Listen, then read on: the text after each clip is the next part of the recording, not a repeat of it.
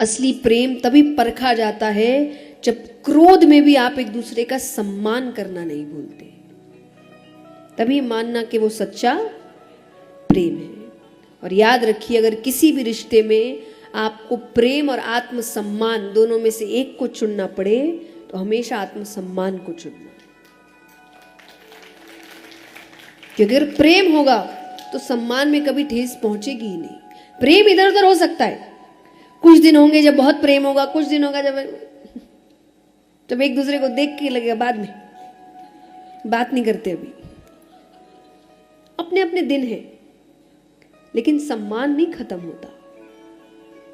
सम्मान सबसे बड़ा प्रतीक है प्रेम का, और जो विपरीत परिस्थितियों में आपका सम्मान नहीं कर सकते वो लंबे यात्रा में आपसे प्रेम ही नहीं कर सकते।